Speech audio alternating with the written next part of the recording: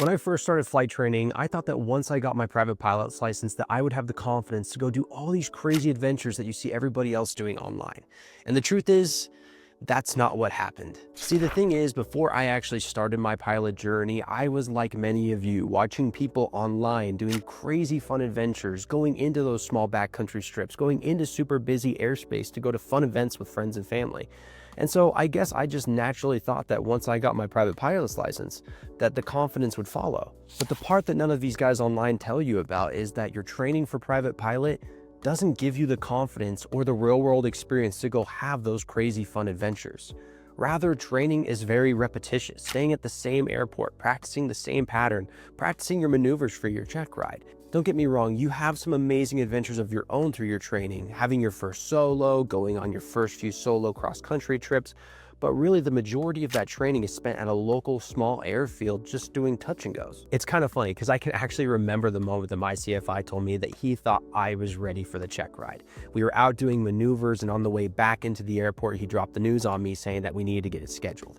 And I was extremely excited, and that excitement lasted all through my check ride prep leading up to. And after I had passed, I had this moment of realization that I'm not confident enough to go land in the middle of some backcountry strip or to go venture off into a Class Bravo all by myself. I mean, most of my training, most of the time I've been in the airplane, I've been at the same airport. Sure, I was super excited that I finally had achieved my goal and I got my private pilot's license, but at the same time, it finally hit me that what everybody had said this whole time, that your private pilot's license is just a license to learn, is true.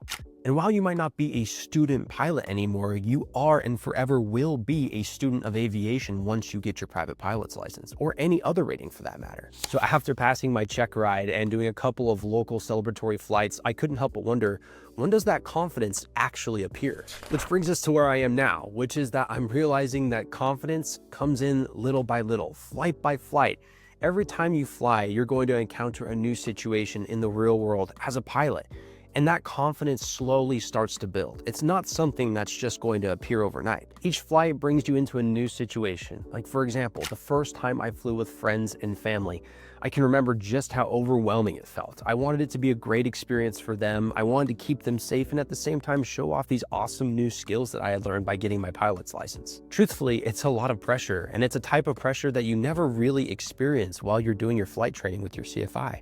Because you can't ever experience that kind of pressure until the CFI is out of the right seat and it's replaced with somebody that you love. And that's the change that has to happen for you to actually build that confidence. The CFI has to be gone from the right seat for a little bit for you to experience real world flying in new situations to where now you are truly acting as pilot in command. Now, don't get it mixed up. I think a lot of people think of fearlessness when they're thinking of confidence, and that's not what I mean by confidence.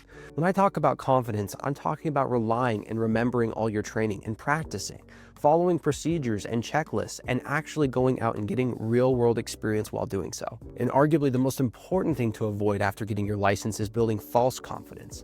False confidence is just the opposite. Forgetting about your training, skipping checklists, but getting away with it. And that false confidence is actually where danger lives. All that to say, I'm more in love with aviation now than I ever have been. Aviation is full of amazing people, it gives you amazing experiences, and gives you a chance to do something that you can never truly perfect, but can enjoy the process of always growing. If you're somebody who's thinking about getting your private pilot's license, don't expect to be the most confident pilot ever as soon as you have that license in your hand. And if you're like me and you're a newly minted pilot and you're not feeling super confident, know that's okay. Know that's normal. Know that the training that you've had is to make you a safer pilot, and now it's your job to build that confidence through real world experience. So I guess I'll reiterate what everybody told me. Your private pilot's license really is just a license to learn, and I'm so excited to keep on learning and to have more adventures along the way. If this video connected with you at all, there's a good chance that this one will too. So just give it a tap or a click and we'll see you over there.